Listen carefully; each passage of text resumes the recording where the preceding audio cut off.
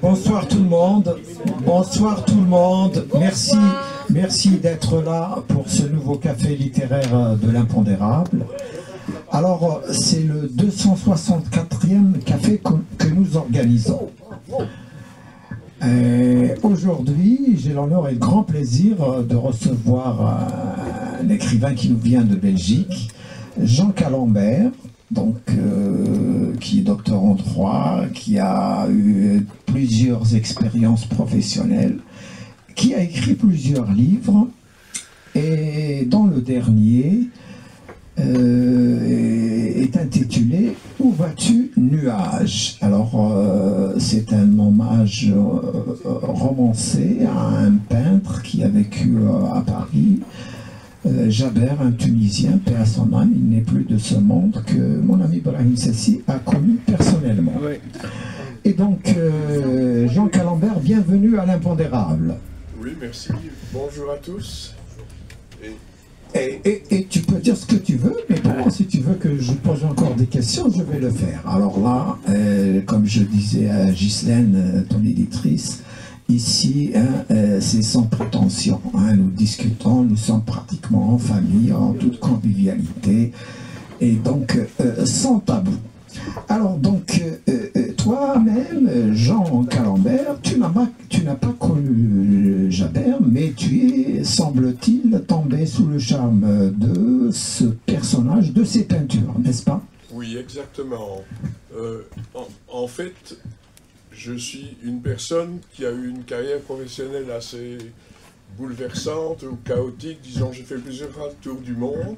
Et puis, à l'âge de 77 ans, je me suis dit, Jean, il est temps de changer. Et les jeunes de 7 à 77 ans, tu deviens un adulte. Et j'ai décidé de changer de vie, d'avoir une deuxième vie et de commencer à être écrivain. Alors, à l'époque, je me souvenais, mon père était prof de géologie, un type qui avait travaillé avec Haroun Tazieff, et à 18 ans, il m'a dit, Jean, si tu veux, je voulais être docteur en droit, il m'a dit, jamais dans la famille il y aura un docteur en droit. Il m'a envoyé pendant un an aux États-Unis, où j'ai vécu, et ça a été le premier souvenir, c'était un moment magique, et j'ai décidé d'écrire un roman là-dessus, et je l'ai intitulé, j'avais un copain qui était afro-américain, qui était photographe, il ne photographiait que des cimetières, c'était assez amusant. Et j'ai écrit mon premier roman qui s'appelle Joe Hartfield, l'homme qui voulait tuer Donald Trump. Et bon, ça a eu pas mal de succès. Et bon, j'ai décidé, j'ai découvert, disons, le plaisir d'écrire. J'ai écrit un deuxième bouquin qui s'appelait Le Mal-Aimé. Et puis j'étais un peu en panne d'inspiration, je me battais pour vendre les deux bouquins, et j'ai un farfelu qui, après 4 mois, m'a acheté les deux bouquins, et a dit, Jean, je te les achète parce que tu es sympa, mais je ne vais jamais les lire. Et je me suis dit, quel peut être ce fou? Et j'ai découvert qu'il avait été galeriste à Paris, et qu'il connaissait un peintre dont il était presque fou amoureux, qui s'appelait Jaber. Et donc j'ai commencé à chercher un peu partout, et j'ai interrogé des amis, j'ai interrogé Brahim, j'ai interrogé des galeristes qui avaient connu Jaber, j'ai interrogé des amis tunisiens, Béchir Gorsen, j'ai retrouvé sa femme parce que Jaber s'était marié à 30 ans avec une américaine très riche qui avait 20 ans. Il était parti aux États-Unis où il a rencontré Cassius Clay, où il a fait des tas de choses assez incroyables, et puis il est revenu en France, et il a été découvert par Jean Dubuffet, et il a considéré comme un des grands peintres de l'art brut, et sa carrière a commencé là-bas. Alors moi j'étais vraiment fasciné par le personnage, et je me suis dit, il a une vie que peu de gens connaissent tout à fait, parce qu'en fait les gens connaissent un fragment de sa vie. Ils l'ont connu quand il était gosse, ils l'ont connu quand il était à Paris à 18-20 ans, bonimenteur à Beaubourg. Ils l'ont connu comme peintre célèbre, ils l'ont connu comme un type qui vivait dans la misère et qui était vraiment clochard, et qui a mouru dans un appartement affreux. Et j'ai décidé à un moment donné d'avoir, disons, 2 fils rouges dans mon roman. Le premier, c'était sa vie. Il a été orphelin, il n'a jamais suivi d'études, il est analphabète. il a été boulanger. Boulanger, il ne faisait pas des petits pains, il faisait des statues, des poissons, des fleurs. Il a été boxeur parce qu'il gagnait plus d'argent. Il a joué avec Coluche dans des pièces. Et puis, oui, il a été, à un moment donné, il a commencé à être connu par Dubuffet. Et il a terminé. Et donc je me suis dit, je vais écrire un roman, une biographie romancée plutôt, sur Jabert tel qu'il était, mais du début de sa vie à la fin de sa vie. Et d'autre part, je rêvais de lui, je l'aimais tellement que j'ai dit, je vais inventer une histoire. J'habite à Bruxelles, Jabert vient me retrouver tous les 4 ou 5 ans, et il passe 2 semaines avec moi et ma famille. On fait du vélo ensemble, il cuisine du poisson, il me raconte des trucs. Et donc j'ai un roman, en fait, qui est basé sur la vie de Jabert, et tous les 4 ou 5 chapitres, il y a un chapitre qui s'appelle Jabert et moi, où j'explique Jabert tel que moi je l'ai rêvé et tel que moi je l'ai conçu, quoi. C'est génial, hein. Et donc, tu as regardé ses peintures. Oui, non, ces peintures, j'ai tout de suite eu le coup de foudre, mais je dirais, plus que ces peintures, c'est le personnage qui m'a intéressé. C'était quelqu'un de très différent, et qui m'est décrit par les gens qui l'ont connu de façon tout à fait différente. Donc pour quelqu'un, il avait un masque de type rieur, léger, pour une autre personne, il était profond. Pour quelqu'un, c'était un type très généreux. Pour quelqu'un d'autre, c'est quelqu'un qui mettait de l'argent de côté pour aller à Monastir et claquer son fric un peu n'importe comment. Il allait dans un restaurant, il donnait des pourboires incroyables. Et donc, je me suis dit, c'est un personnage. Et j'ai consacré en fait 2 chapitres à ces aspects différents de Jabert. Un, c'est Jabert Dr Jekyll, et l'autre, c'est Jabert Mr Hyde. Parce qu'il y a une facette très positive et une facette aussi négative. Très bien. Et certains l'appelaient le roi de Beaubourg. Oui. Est-ce que c'est vrai, on l'a appelé ainsi, ou bien est-ce que c'est une invention? Un peu les deux, je crois. C'est-à-dire qu'à Beaubourg, il avait une façon incroyable d'attirer les gens. Il était très charismatique. Et il avait souvent des assemblées de 50, 100, 200 personnes qu'il haranguait. Et puis bon, en fait, il prenait beaucoup plus de plaisir à avoir un contact chaleureux avec les gens qu'à peindre, disons. Au départ, et il a été chanteur aussi, il a enregistré des disques chez Pathé Marconi, il a été au petit conservatoire de Mireille, et il a une vie incroyable. Mais roi de Beaubourg, effectivement, il s'appelait comme ça, et beaucoup de gens qui l'ont connu à cette époque-là l'appelaient comme ça aussi. Et en Amérique, il est resté longtemps ou bien non? Il est resté 2 ans. En fait, il est arrivé... Enfin, la femme qu'il avait découverte avait 20 ans, il en avait 30. Le père avait 2-3 cliniques. Le père était sponsor de Cassius Clay, ce qui fait qu'il a rencontré Cassius Clay. Je ne savais pas, mais le père de Cassius Clay était quelqu'un qui était peintre aussi. Et Cassius a fait des peintures. Cassius, c'est Mohamed Ali. Hein. Oui, c'est Mohamed Ali. Oui. Et donc... ils ont peint un 4 mains. Il y a des photos de Jabert avec Mohamed Ali sur des pochettes. Et il est resté là-bas, mais c'est quelqu'un qui avait une vie, je dirais, il était indépendant, il voulait la liberté. Et Gail, sa femme, voulait absolument fonder une famille, avoir des enfants, ce qui était complètement différent des objectifs de Jabert. Donc, et donc tu as rencontré cette femme? Je ne l'ai pas rencontrée, en fait. Je voulais absolument savoir qui était cette femme, parce que c'était très mystérieux. Et jusqu'à sa mort, Jabert a dit que c'était son plus grand amour.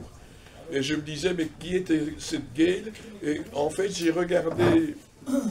J'ai trouvé le nom de son père, le nom de sa mère, j'ai regardé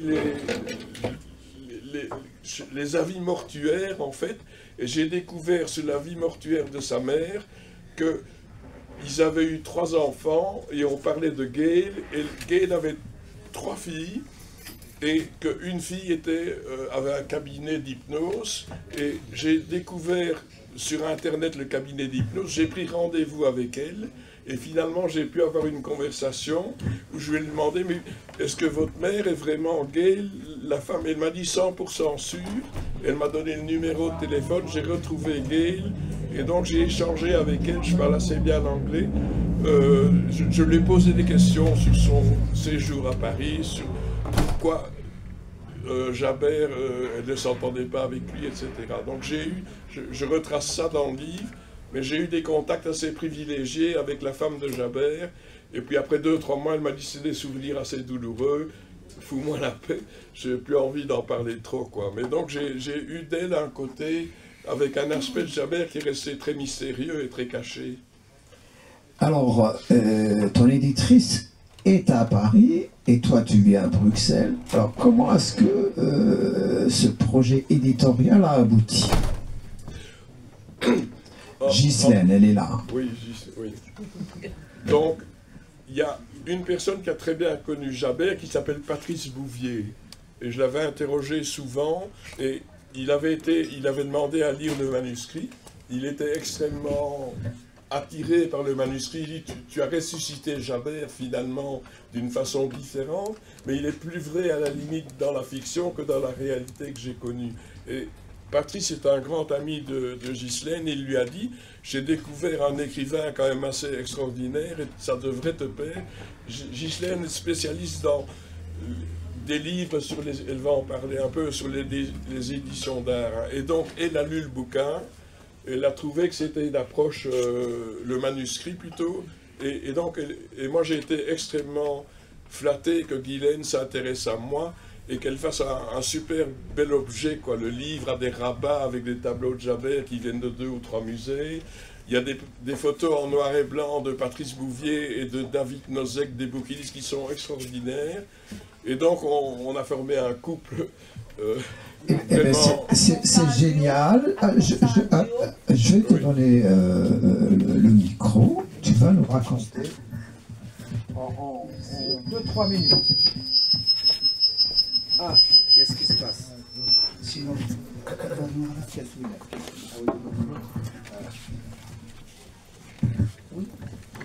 en 2-3 minutes, alors la rencontre avec Jean et l'aboutissement de ce texte à travers donc cette belle édition.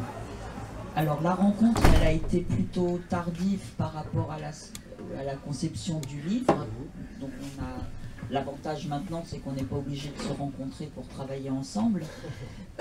Mais moi, ce qui m'a intéressé, je ne fais que des livres d'art normalement, dans lesquels l'œuvre prévaut sur le texte et pas l'inverse. Donc pour moi, une œuvre n'est pas une illustration. Donc je ne considère pas les artistes comme des illustrateurs, donc je fais des livres avec le travail des artistes dans lequel on intègre des textes. Et depuis un petit temps, je me disais, bon, peut-être que je pourrais arrêter d'être un peu psychorigide et d'envisager de faire des livres où il y a plus de textes que d'images, mais bon, voilà. Et je reçois un coup de fil de Patrice Bouvier qui me dit, ah, je sais que tu fais pas de livres de texte, mais quand même, j'ai rencontré, enfin, je connais quelqu'un qui, et je me suis dit, bon, bah, essayons, c'est Jabert, je connais le travail de Jabert, je connais l'art brut, c'est quelque chose qui m'intéresse depuis de très très nombreuses années.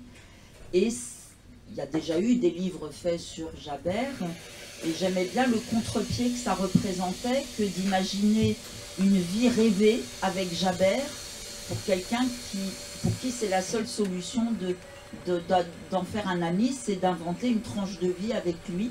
Je trouvais que c'était probablement le plus bel hommage qu'on pouvait rendre à Jabert en tant que personne, en tant que peintre, en tant que personne en complet décalage avec le monde de l'art. Il a fait s'arracher les cheveux à tous les galeristes, enfin bon, c'est... Et je me dis, bon bah ouais, allez, on y va, on fait ça, on se lance. Et j'ai eu le texte.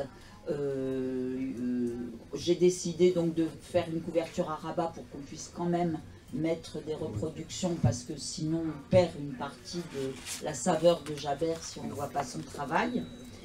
Il n'y a des reproductions que d'œuvres conservées au musée de la collection de l'art brut à Lausanne ou au musée du docteur Guillain à Gand, pour ne pas favoriser quelques personnes, collectionneurs privés que ce soit, comme ça on se met à l'abri des jalousies. Et voilà, on a fait ce livre qui a été alors moins rigolo à mettre en page, parce que le texte c'est pas très rigolo à mettre en page, mais très satisfaisant, parce que d'abord j'ai appris des choses que j'ignorais à propos de Jaber, et puis comment dirais-je, la truculence aussi un peu de l'imagination de Jean Calembert. Très bien. Mais merci Ghislaine. Alors maintenant, je donne la parole à nos amis dans la salle pour des questions, des remarques. L'idéal, c'est que les questions soient concises et assez brèves, mais ça, c'est l'idéal. Oui.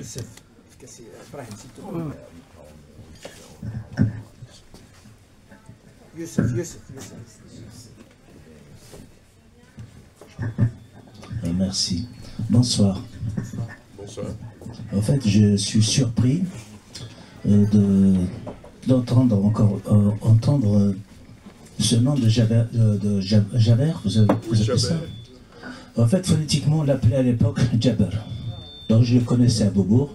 C'est un joueur de lutte, un garçon très très amusant, quelqu'un qui avait vraiment comment dirais-je, il est très très avenant. C'est un artiste de rue, donc moi je l'ai connu dans les années 80.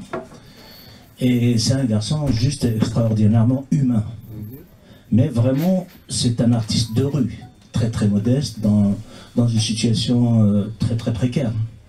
Mais c'était la vue qu'on avait, puisqu'on était des artistes un petit peu aussi de la rue. La semaine passée, Brahim en a parlé. En fait, il m'a dit quelque chose d'extraordinaire. Excusez-moi, je vais bouger quand même. Il m'en a parlé et je ne savais pas que vous allez faire ce café littéraire, que le café littéraire était avec vous. Donc il m'en avait parlé. Donc c'est un garçon que j'ai rencontré. En fait, qu'on regardait toujours avec cette espèce de, pas d'admiration, mais c'est très surprenant. Parce que c'est un garçon qui avait une ouverture. Quand il chantait fort. Il était sur son luth. Et donc Jaber, c'est un artiste de Beaubourg, effectivement. Alors le roi, je ne me rappelle pas de ce nom, mais en tout cas, c'est le personnage de Beaubourg. Alors j'ai une histoire que je vais continuer, qui est un peu triste. Donc Jaber, pour moi, c'est comme Akilide qui jouait à l'époque, tout ça, tous ces gens-là qui tournaient, y compris moi aussi, je participais. Et un jour, donc en 2010, j'ai rencontré une amie, qui est devenue une amie, qui est tunisienne. On parlait de l'art, et on a parlé un petit peu de tous des chemins qu'on a pu faire. Et quand j'ai parlé de Beaubourg, il m'a dit, j'avais un cousin qui s'appelle Jaber, je le dis avec vraiment. Il m'a dit, c'est un joueur de lutte. Je lui ai dit, bah, bien sûr, je le connais très bien. Il m'a dit, tu sais, il m'a raconté à peu près un peu sur sa vie. Il m'a dit, j'ai son instrument. J'aime pas cette histoire en fait, parce que vous allez voir qu'elle est un peu triste. Et donc elle m'a ramené le luth, je l'avais sur moi, enfin j'allais chez moi, j'ai joué avec.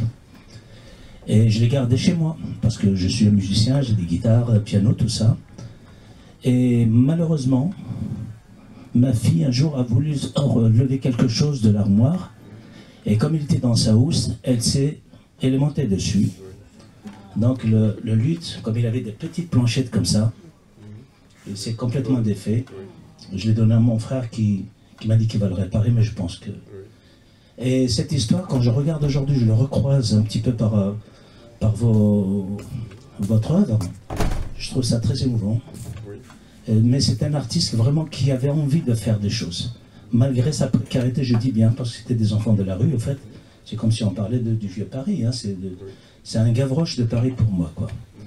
Et je suis triste un petit peu pour son instrument, mais il y a un artiste kabyle qui a enregistré, qui a fait un album que vous connaissez tous, et m'a demandé si je pouvais, m'a demandé un luth, et je lui ai prêté le luth de Jaber, bien avant qu'il soit cassé.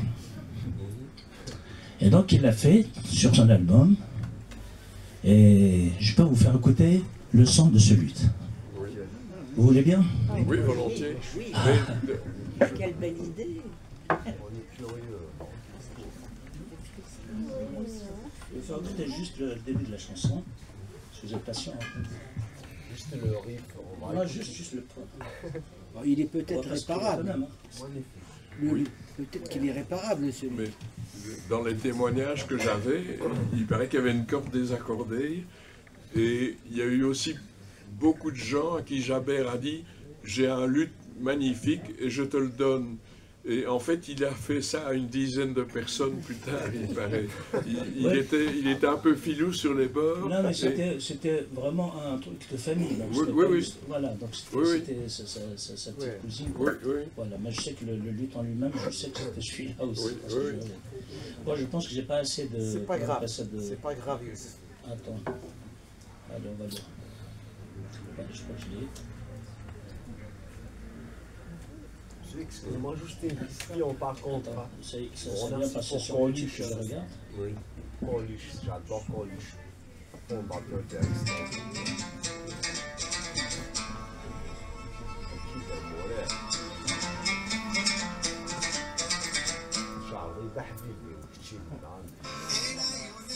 Là, je... Très bien. Il avait dit ça. Merci. Donc j'ai un honneur parce que j'avais discuté avec Brahim la semaine passée et je suis content de vous rencontrer. Bravo pour le travail. Voilà. Moi aussi, merci beaucoup. Bonjour à tous de ma part. Eh bien, Jean Calembert, bienvenue au café littéraire de l'Impondérable, de notre ami Youssef Zirem, un café littéraire parisien hebdomadaire, quasi légendaire maintenant. Alors vraiment, votre livre est extraordinaire. Moi qui ai connu le personnage, je dirais que vous avez réussi à le faire revivre. Et alors, quelques temps avant sa mort, on s'est souvent retrouvé ici, rue des Pyrénées, au 347, chez Ami Saïd, un petit bar. Et donc on prenait un café tous les deux. Et là, c'est plus le Jabert que j'ai connu dans le temps. C'était vraiment... bon, il a un âge avancé. Hein, et là, il me parlait avec une grande lucidité. Il n'y avait pas cette folie qu'il avait dans le langage. Et il parlait peu, mais c'était vraiment un grand sage. Et alors, il avait ces tableaux... toujours plein de tableaux qu'il vendait à moindre vraiment qu'il cédait pratiquement. Hein, alors, mais je vous remercie pour ce livre. Et mais comment ce personnage a pu vous intéresser? Parce que c'est quand même incroyable. Parce que là, vous lui donnez en plus une envergure qui dépasse le Jabert qu'on a connu. Mais, je sais pas, depuis tout petit, j'adore rêver. Hein, et j'ai comment je dirais, enfin, je crois que j'arrive à conduire mes rêves, à les maîtriser. Donc je commence à réfléchir. Et puis, par exemple, quand j'étais jeune, j'étais amoureux de Brigitte Bardot, et dans mes rêves, elle était amoureuse de moi, quoi. Et donc, avec Jabert, c'est arrivé à un moment donné où, enfin, le personnage déjà, analphabète, gardeur d'art, il entre chez un petit boulanger à la Goulette, où il devient apprenti boulanger. Au lieu de faire des pains, il fait des fleurs, il fait des animaux. Et puis, à un moment donné, il prend le bateau, il arrive à Paris, il reva chez des boulangers à Marseille, à Paris, etc. Et puis à un moment donné, il trouve qu'il ne gagne pas assez d'argent, il devient boxeur. Il était très bon comme boxeur. Il devient chanteur. Il joue du luth. À un moment donné, il est avec un ami en Tunisie, il va sur un terrain de foot, il dribble tout le monde, il marque des buts de fin. Donc il était doué pour une série de choses, mais je ne sais plus quelle était la question. Mais je veux dire, bon, j'ai rêvé de Jabert et à un moment donné, je me réveillais à 2-3 heures du matin et puis le matin, je ne me souvenais plus du rêve. Et donc j'ai mis un ordinateur dans la salle de bain qui est à côté de ma chambre. Et à 2 heures du matin, ma femme était furieuse parce que je restais une demi-heure à écrire des choses sur le Jabert que j'avais imaginé, quoi. Et puis c'est vrai qu'à un moment donné, je me suis dit, ce type est tellement... J'aurais vraiment bien voulu le connaître. Et donc la seule façon pour moi d'avoir une relation avec lui, c'était de rêver à une fiction.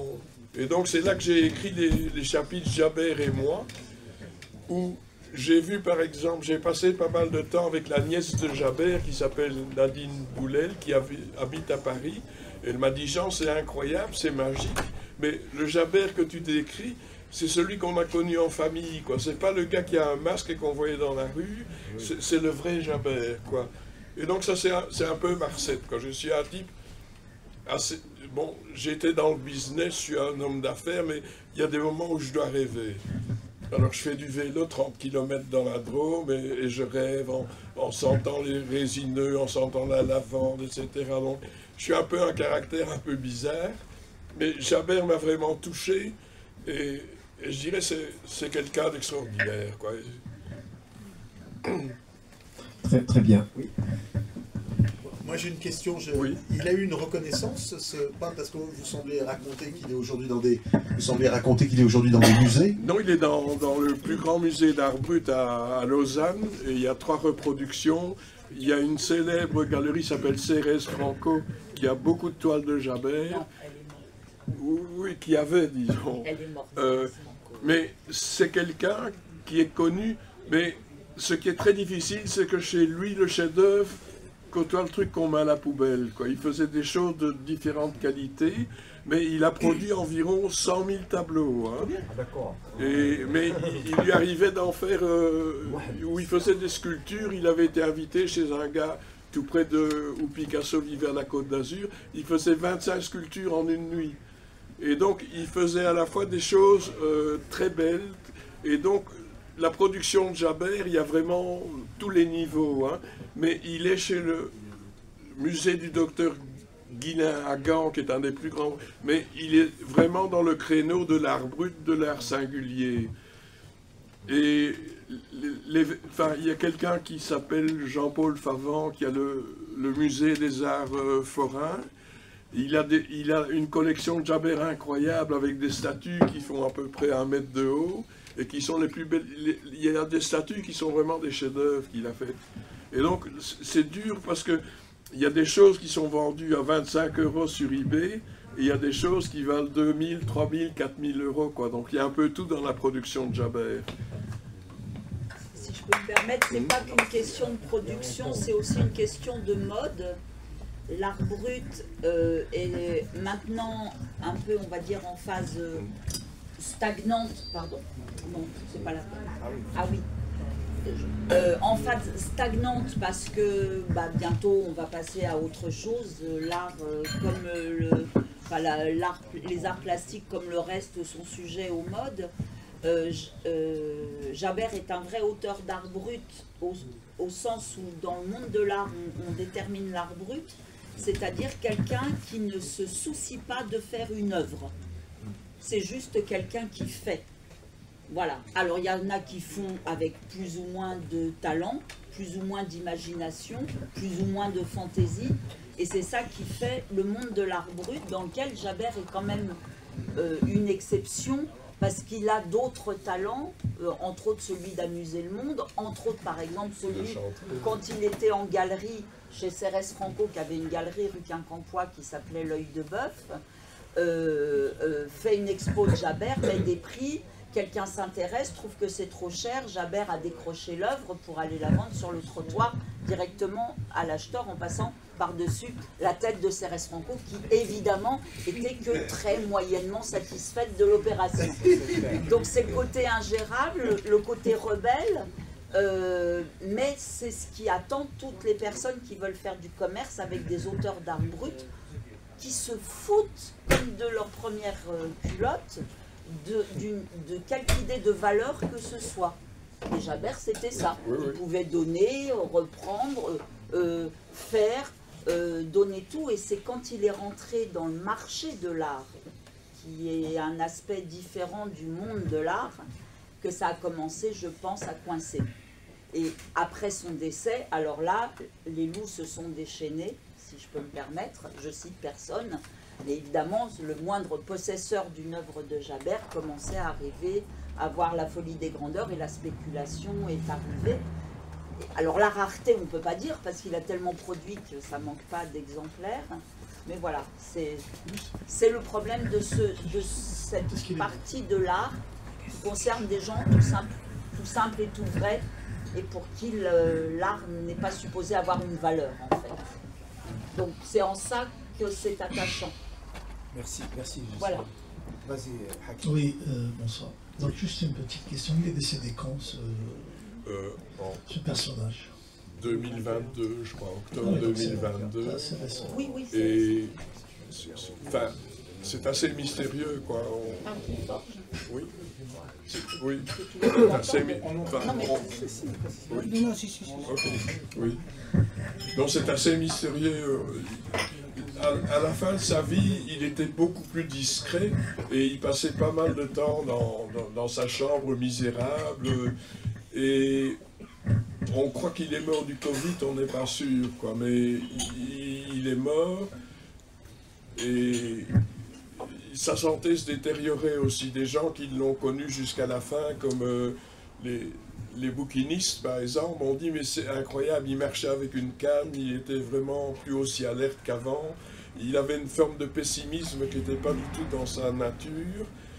Et donc je crois qu'à la fin de sa vie, il était vraiment... Et aussi Brahim décrit parfois le Jaber qui s'en va tout seul, qui est quitté par les gens, et dont la nostalgie est vraiment apparente, quoi. Alors, ce qui est extraordinaire dans votre livre, c'est que, en fait, vous êtes l'ami qu'il n'a pas eu, en fait. Et ça, c'était vraiment, ça m'a beaucoup touché. Alors, le Jaber, je pense que on ne peut pas le classer. Voilà. Et qu'en pensez-vous? Non, mais ça, je suis entièrement d'accord avec vous. Hein.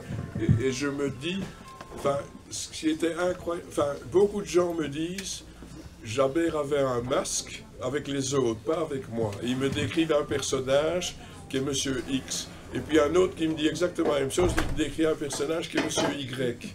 Et puis il y a une femme qui me dit, mais Jaber était encore vierge, je crois qu'il n'a jamais consommé son mariage, qu'il a été aux États-Unis pour faire un mariage vert. Et il y a une autre personne qui dit, mais Jaber, c'était un mec incroyable, il tombait toutes les filles, c'était un amant extraordinaire. Et donc, chaque fois, il y a des Jaber, moi je connais 1000 Jaber différents, décrits par 1000 personnes différentes. Et j'ai l'impression que le Jaber que moi j'ai imaginé est plus le vrai Jaber, quoi. Et aussi quand Nadine m'a décrit... Enfin, Jaber en famille aussi n'avait pas de masque apparemment. Il adorait cuisiner des poissons, je ne sais plus quel poisson. Il adorait promener les petits-enfants et leur montrer des choses. Et là, il était vraiment... Il était gai, il chantait, il était heureux, quoi. Alors que dans la vie de tous les jours... Mais ce qui était incroyable, c'est qu'avec une personne, il était capable de garder le même masque tout le temps. Donc, et donc, il avait une forme de cohérence ou de robustesse incroyable, parce que il était monsieur très drôle, qui avait du fric, qui le dépensait n'importe comment, et avec l'autre, il était misérable. Il couchait. Par exemple, il allait dans des grands hôtels en Tunisie, parce qu'il était invité par un grand collectionneur, et il était dans une chambre fantastique, mais il dormait par terre. Il ne voulait pas dormir dans un lit. Donc c'était vraiment quelqu'un qui avait des valeurs propres. Et c'est vrai que Jaber était généreux, enfin, c'était un mec fantastique, quoi. J'ajouterais bien quelque chose. Oui, Ghislaine. Il n'y a pas d'urgence. Allez-y, oui. Oui, je voulais juste dire que vers la fin, quand il a commencé à avoir une certaine notoriété... Je l'ai laissé avec le micro, on va entendre un peu plus. D'accord. Alors je voulais dire que vers la fin, vraiment, quand il était un peu désabusé sans doute, il était déjà connu, son travail était déjà apprécié, voire recherché, et il est vrai, réel et avéré que certains en ont profité. Donc Jaber a beaucoup travaillé à la fin pour ne jamais voir le fruit, bien entendu, de sa production, qui a nécessairement nourrit très largement certains et qui rend sa fin de vie encore plus injuste, voire ignoble. Voilà. Donc je ne cite personne parce que je me mets à l'abri des représailles, mais ça n'a pas été gai du tout, et ça a été pour certains, enfin certains sont bien d'accord de dire que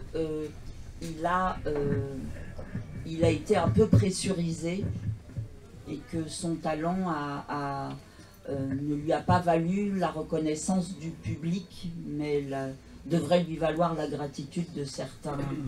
Voilà. Merci.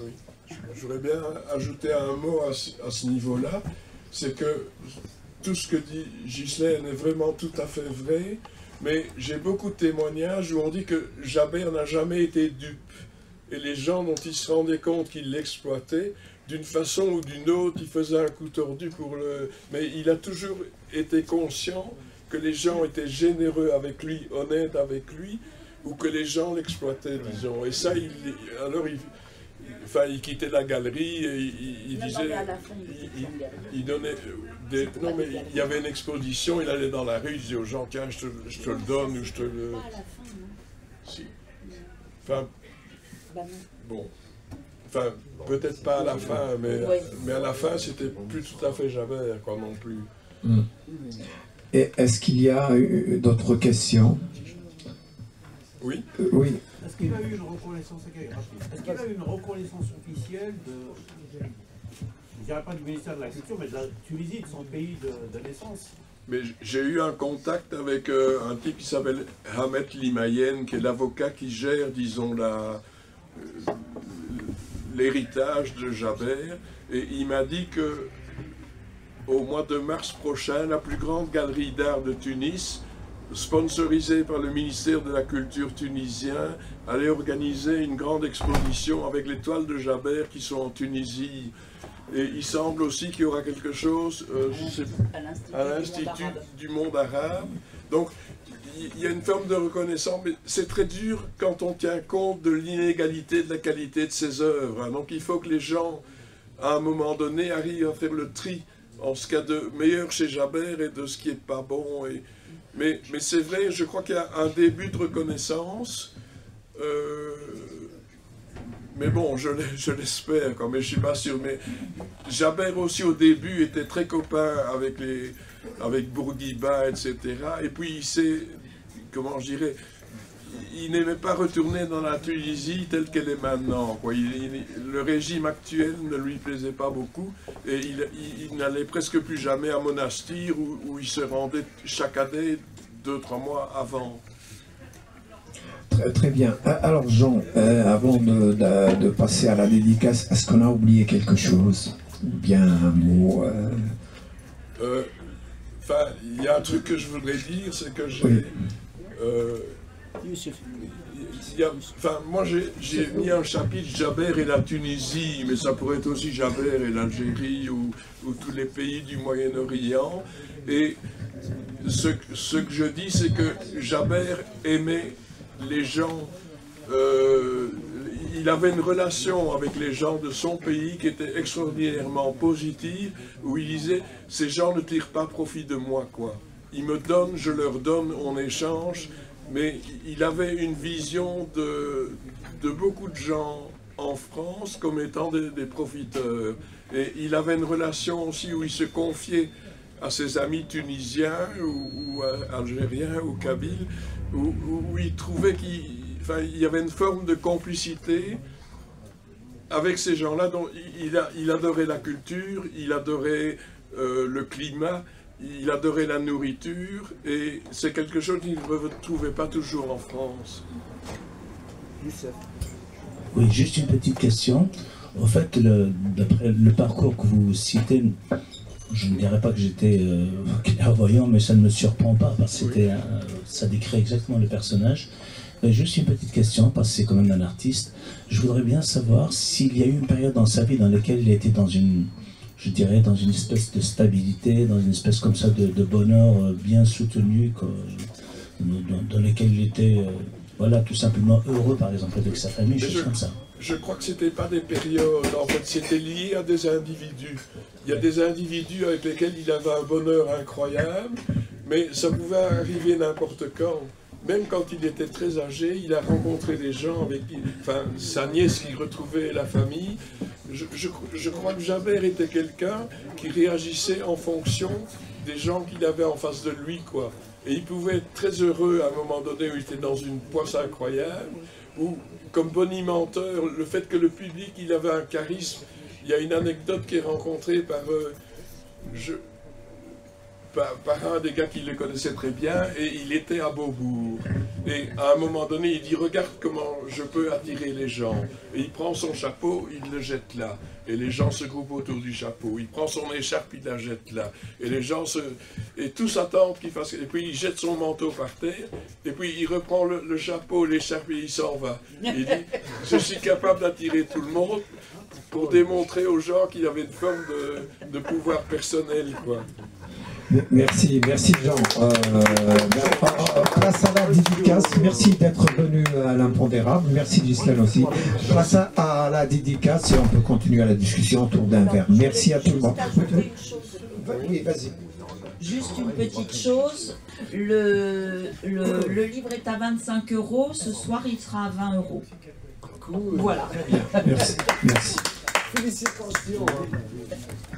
Merci beaucoup à tout le monde, hein. Surtout à Brahim.